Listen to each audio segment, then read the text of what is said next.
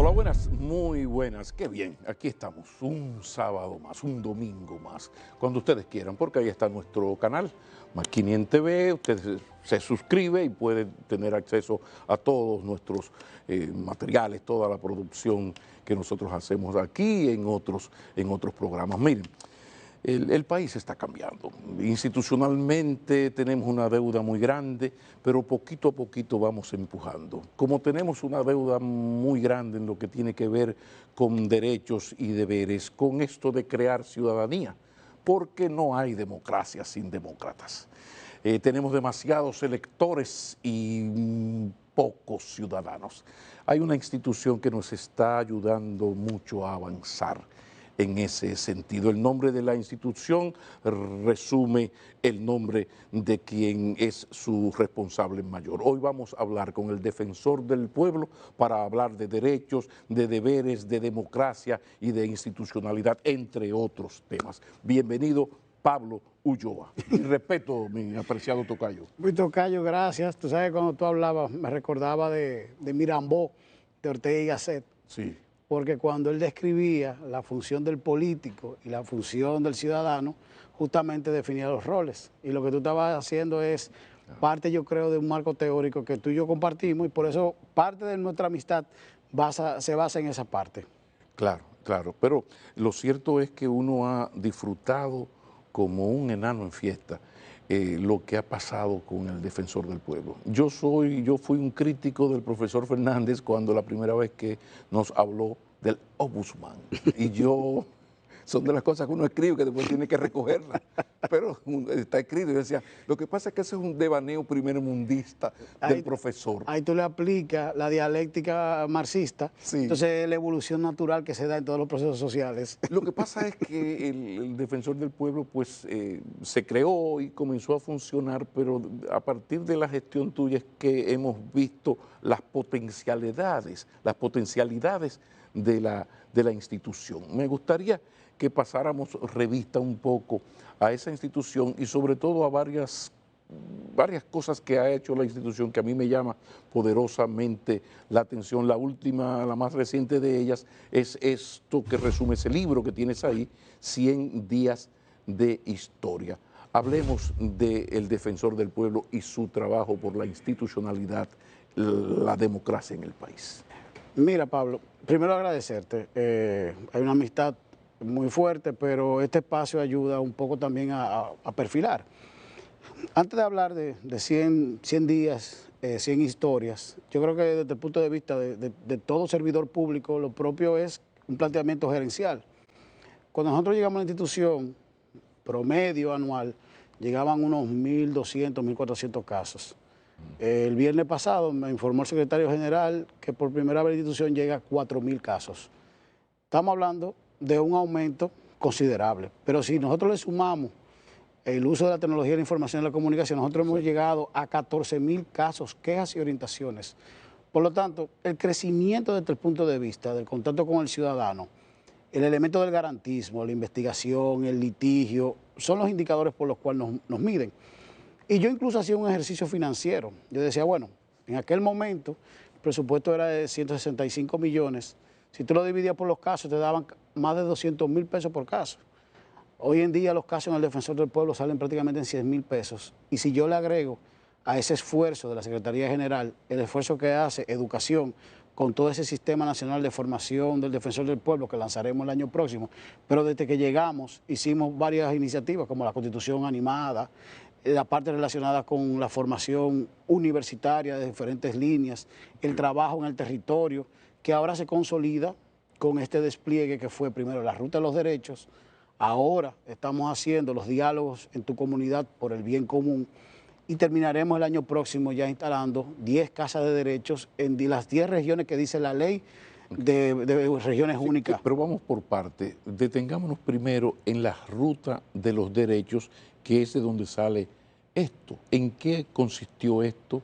¿Cuál es la historia de la Ruta de los Derechos? ¿Cómo se hacía eso? Mira, la ruta era el despliegue de la institución con 9 actividades por provincias. Okay. El defensor tenía una deuda desde el punto de vista del contacto con el ciudadano, porque un aspecto es el diseño del constituyente o lo que plantea la Constitución en el artículo 190 a 192, y otra cosa es ponerle el rostro humano. Y esa veracidad, esa credibilidad, esa legitimidad se hace cuando el ciudadano tiene contacto directo con la institución y aprende cuál es el rol de ella, y si no puede hacer algo, le dice la verdad. Nosotros en la Ruta de los Derechos nos desplegábamos desde las 8 de la mañana izando la bandera y caminando las calles más centrales de cada pueblo de la República Dominicana, o sea, cada provincia. Okay. Pero luego habían conferencias, habían inspecciones, habían actividades con grupos especiales, desde el punto de vista del interés de la institución, como son los jóvenes con conversatorio, como son las mujeres con conversatorio, pero también los adjuntos se desplegaban en diferentes actividades y concluíamos en el Parque Central con actividades. Por ejemplo, en San Cristóbal llevamos a los privados de libertad de Najayo, que fueron los que cerraron con actividades. Pero por igual en Hermanas Mirabal o en Moca llevamos privados de libertad que vendían de la artesanía, porque era un híbrido entre promoción y divulgación con uso efectivo del garantismo. Y te pongo un ejemplo. Nosotros aumentamos del año pasado a este año, en la rendición de cuentas yo planteaba un 109% lo que eran los casos de oficio y un 57% las inspecciones. Hay que ver que las inspecciones en esta gestión, los adjuntos son las personas que lo realizan. La ley plantea que el titular y los adjuntos son los que lo pueden hacer. Por una decisión desde el punto de vista de la gobernabilidad y la eficiencia, los adjuntos junto con la Secretaría General son que hacen ese proceso. Eso ha permitido que el defensor no solamente pueda llegar a las provincias y tener ya estructuras sociales, que son la mesa comunitaria, el defensor universitario, defensor escolar, el voluntariado, sino mesas temáticas. ¿Y qué son? Medio ambiente, niño y niña adolescente, por eso el congreso que hicimos de niña y niña adolescente, que por primera vez en República Dominicana, 1000 niños los congregamos en 2 días, pero nosotros hicimos el registro de 14.000 niños y niñas adolescentes a través de una plataforma que UNICEF nos facilitó, y los niños de menos de 5 años, por un tema de responsabilidad, preferimos que hicieran dibujos y hicieron 1.500 dibujos. Todo eso perfiló lo que plantean los niños que debieran de ser su garantía de derechos, porque toda nuestra visión siempre va a ser antropocéntrica y más adultocéntrica. Bueno, pues nosotros quisimos hacer un ejercicio que en el país no se había hecho y era un modelo que fue exitoso en Chile con la revolución de los pingüinos, y por eso incluso trajimos al país a la alcaldesa, que hoy en día es alcaldesa, pero en su momento fue la primera vocera de ese movimiento, porque el defensor también lo que busca con esto es tensar la sociedad para poder poner derechos que no están siendo garantizados para que puedan ser vistos como parte de las decisiones políticas que tienen que darse. Pero, ¿y los resultados de ese esfuerzo? ¿Qué anécdota tú tienes? ¿Qué algo que a ti te haya impresionado? Por ejemplo, hablaste de dibujos. En el dibujo de un niño hay toda una vida. Ahí puede estar Totalmente. Lo mejor y lo peor de esa corta existencia. ¿Qué tú me puedes decir de esa experiencia, de ese baño de pueblo, creando ciudadanía de abajo hacia arriba? Mira, en cuanto a 9 actividades en cada provincia del país, indiscutiblemente hay muchas anécdotas. Incluso de las cosas que hicimos fue llevar otras instituciones que garantizan derechos, como puede ser Prousuario, como puede ser Proconsumidor, como puede ser Promipyme, entre otras, Solidaridad y demás, para que se vieran lo que era una feria de derechos en los parques. Pero al mismo tiempo, casos particulares como situaciones que se daban de vulneración de derechos en las cárceles o situaciones que se daban relacionadas con los hospitales, obras inconclusas, son parte de la llamada de atención a los incumbentes que le corresponden. Incluso ahora esta semana yo estuve en San Francisco de Macorís y era mediando una huelga que se suspendió 28 y 29 del mes pasado, y en ese sentido fueron todas las autoridades competentes que ellos reclamaban y se hizo en la gobernación. Entonces también el defensor ha podido generar un aspecto que era muy importante que existiera: mediación, resolución alternativa de conflicto, pero para eso necesitaba tener confianza de la ciudadanía. Y te pongo el ejemplo del caso de la mediación de la Barrigol. ¿Y se ha logrado eso? O sea, la confianza de la gente hacia la institución, ¿ha mejorado eso? Mira, ¿qué tan mucho o poco es valorada la institución? Yo hablo con estadísticas, porque como servidor público me formé en gestión de proyectos internacionales para organismos como el BID, Banco Mundial y la Unión Europea.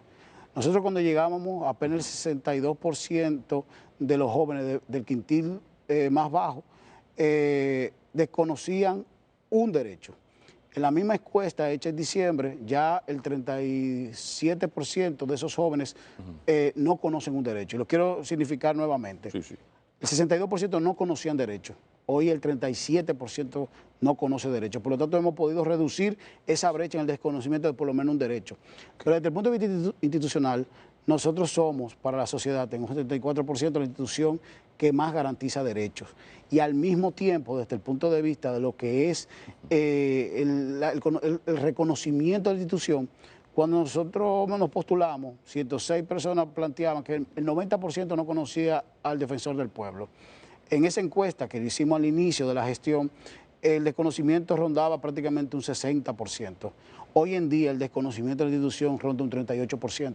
Por lo tanto, con esta pedagogía social que hemos implementado, con este Sistema Nacional de Formación del Defensor del Pueblo y ahora con la extensión territorial, se ha permitido no solamente que el dominicano conozca sus derechos y sus deberes, sino que al mismo tiempo la institución reconozca su rol y las personas tengan la confianza.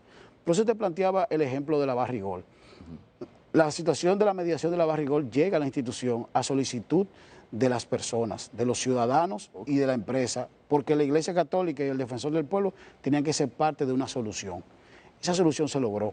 Estamos hablando de más de 800 familias que hoy en día tienen garantizado mediante un contrato una serie de aspectos que ellos querían, que no solamente tenía que ver con los medios de subsistencia. ¿Y la Barrigol está cumpliendo hasta ahora lo acordado? ¿No hay quejas? El plazo para cumplir son 4 meses, que está estipulado en el contrato. Ahora, el defensor crea el escenario junto con la Iglesia Católica, en ese sentido, como Monseñor Morel, para poder llevar a una situación que en un momento inició con una pedrada a un sacerdote en enero, a que hoy en día se pudiera firmar un convenio en el mes de mayo, donde todas las partes, minera, el gobierno dominicano y los comunitarios se pusieran de acuerdo en una serie de aspectos. Claro. Y eso fue un trabajo tesonero, semana por semana, reunión por reunión, traslado por traslado, que hoy en día parte de lo que el ministro de Hacienda plantea, que son algunos ingresos que han aumentado, terminan siendo por las operaciones mineras de esa empresa particular. En ese libro hay un aspecto, una anécdota maravillosa que yo la saqué, y en el matutino hablamos de ella, que es la señora que tú le preguntas si la habían atendido en el hospital, y ella dice, mire, ella te dijo, las medicinas que yo vine a buscar no estaban, no había la medicina que yo necesito. Ahora el doctor me miró a los ojos. Cuéntame de esa anécdota, porque ahora el Listín Diario está presentando, y qué bueno, felicito al Listín Diario, una serie de reportajes sobre la deshumanización de la práctica de la medicina, esa crueldad del médico que se cree que está hablando con una silla. Y a mí me conmovió esa señora que dijo, la medicina no lo veía, ahora me miró a los ojos. Mira, ¡Wow! ahí yo creo que podemos diseñar una discusión interesante. Por lo siguiente, si lo vemos desde el punto de vista de los indicadores de desarrollo, las unidades de atención primaria en República Dominicana debieron haber sido casi 5.000. Hoy en día son 2.000 y algo. Y debió haber una conjunción entre unidades de atención primaria y las farmacias del pueblo, como se llama, que ahora son 700 y algo. Fíjate que esa discrepancia te da que nosotros desde el punto de vista de la seguridad social, y yo siempre lo significo con la ley, porque el caso mío yo me apego a la ley, yo no veo individuos y en mis análisis nunca va a ir sesgado a un caso particular, sino verlo desde el punto de vista genérico. Nosotros no estamos garantizando esa salud de calidad que plantea nuestro sistema de seguridad social, por diferentes razones, pero ahí hay una. Y esa señora lo que me planteaba era justamente la imposibilidad de tener los medicamentos que le correspondían. Que nosotros a su vez, y en una reflexión ya más profunda desde el punto de vista teórico, hemos también incumplido un artículo de la ley que planteaba que era un porcentaje de la cobertura y no un monto absoluto que ahora mismo andará por los 12.000 pesos. Sí. Esa señora, y con esa mirada, también llevó una reflexión que es parte de lo que este año nosotros vamos a presentar en diciembre, que es el Informe Nacional del Defensor del Pueblo sobre la calidad de los servicios públicos en República Dominicana. Pablo, y es esencial, porque quizás nosotros quisimos llevar, y ese texto que está ahí, lo escribí, particularmente aporté junto con el gran equipo que me acompaña en el Defensor del Pueblo, pero ese texto incluso yo me senté toda la Semana Santa para poderlo redactar. ¿Por qué? Porque junto con esta libreta, yo escribo cada una de las anécdotas que estoy viendo, porque esto ha sido un doctorado desde el punto de vista práctico. Por eso significarlo de manera humana es tan importante, claro, para que la gente entienda que a veces, y es un tema histórico, nos enseñaron que la salud se garantiza por un hospital, le hace la infraestructura y no por lo que está dentro. Los médicos consagrados y abnegados que anteriormente teníamos, los medicamentos que llegan, los equipos que llegan, pero esa socialización a lo interno es lo que garantiza la salud.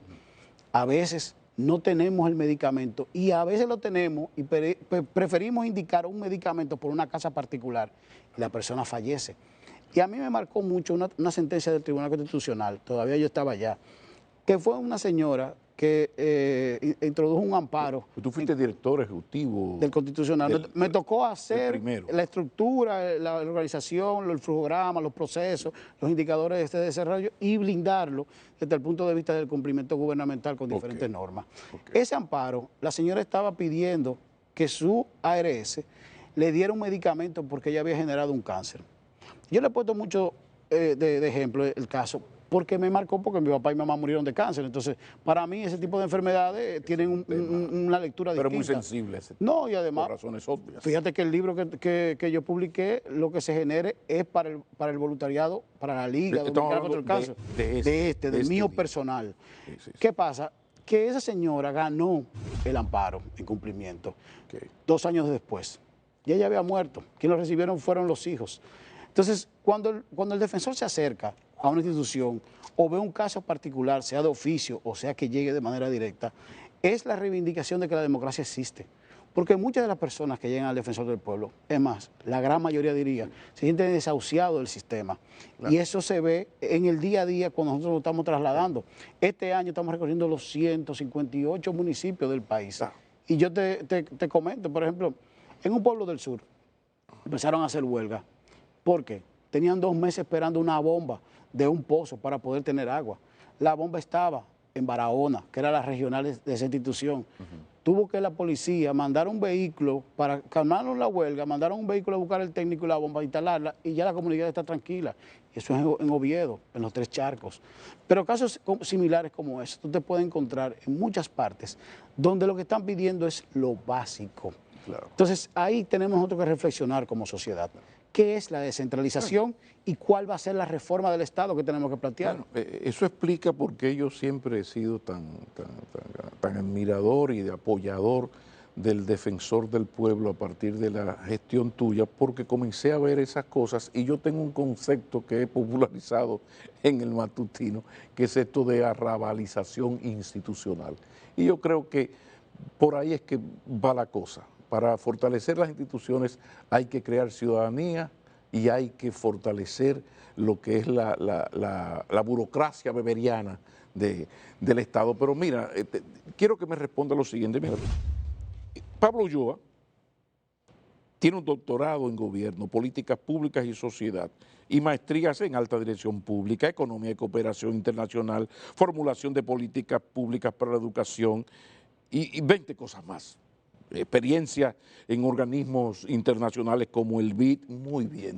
Tú eres un gran intelectual, que antes de llegar al defensor del pueblo, es un gran intelectual con una experiencia en instituciones internacionales, en el caso del Tribunal Constitucional. Muy bien, aplausos, Pablo Ulloa.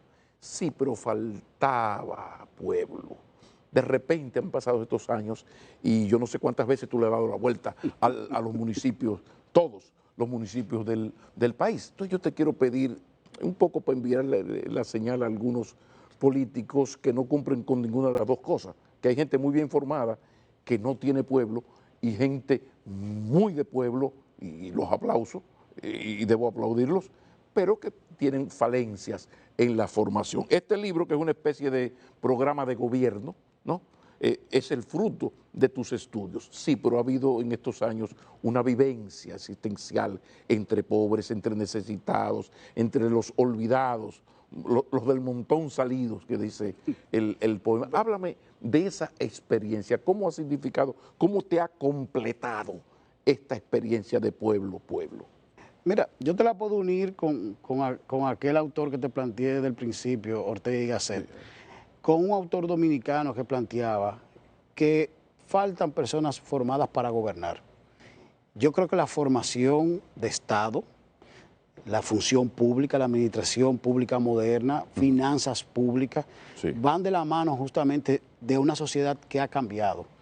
¿Y por qué lo planteo? El caso, por ejemplo, de Estonia, que en febrero estuve allá porque la OCDE me pidió una conferencia y aproveché que tenía la conferencia en Francia y fui a ver el modelo estoniano. El gobierno me planteó que con 8 ministerios ellos gestionan 4.500 servicios. Entonces, todo está vinculado a un dispositivo que es tu cédula de identidad. Tú te pones a pensar, esta semana ha habido un debate con la cédula de la Junta Central Electoral, pero la licencia también hay que cambiarla. Ese mismo documento te puede servir para los dos procesos. Claro. ¿Y qué tú haces como sociedad? Ahorra, eso es eficiencia interna, pero también maximiza al ciudadano a tener en un solo espacio todo lo que le corresponde en cuanto a su identidad.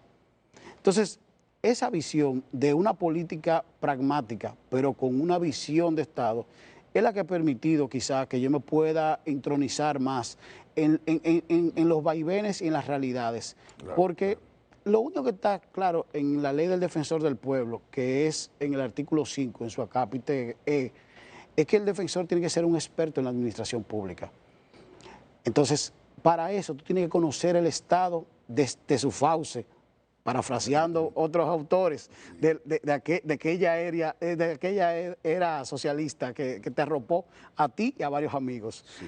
Pero ese conocimiento desde las fauces también tú tienes que llevarlo al territorio.